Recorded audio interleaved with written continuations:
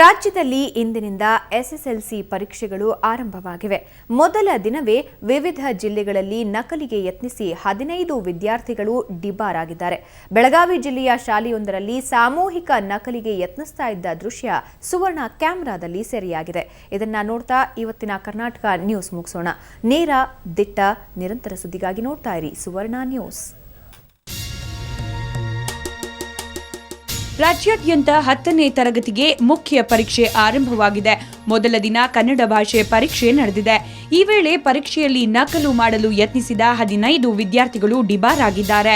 ಬೆಳಗಾವಿಯ ಶರ್ಮೂನ್ ಸ್ಕೂಲ್ನ ಪರೀಕ್ಷಾ ಕೇಂದ್ರದಲ್ಲಿ ಸಾಮೂಹಿಕ ನಕಲು ನಡೆಯುತ್ತಿತ್ತು. ಕಿಟಕಿಯಿಂದ ಚೀಟಿ ಕೊಡಲು ಕೆಲ ಹುಡುಗರು ಯತ್ನಿಸುತ್ತಿದ್ರು. ಈ ದೃಶ್ಯ ಸುವರ್ಣ ನ್ಯೂಸ್ ಕ್ಯಾಮೆರಾದಲ್ಲಿ ದಾಖಲಾಗಿದೆ.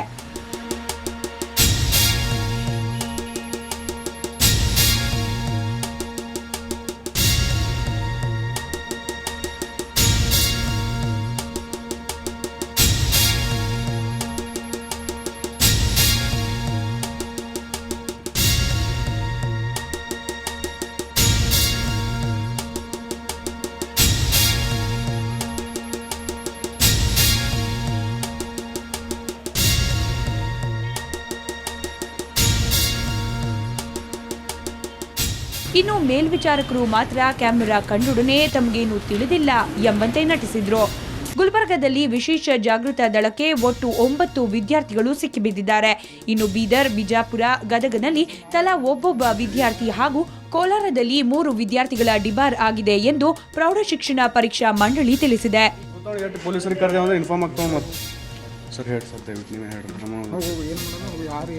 ಹೋಗಿ ಮೊದಲು ಹೋಗಿಲ್ಲಿಂದ ಆ ಟಿಕೆಟ್ ಕೊಡಲ್ಲ ಹೋಗಿ ನೀ ರೈಟ್ ನಮಗೆ ಬದನಾ ಮಾಡಂಗಿದ್ನಿ ಹೋಗೋಣ ಹಳಿ ಫೋಟೋ ಅದ ಹೇಳ್ತಿ.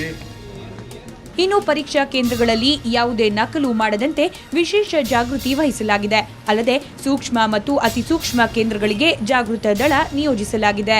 Bureau report.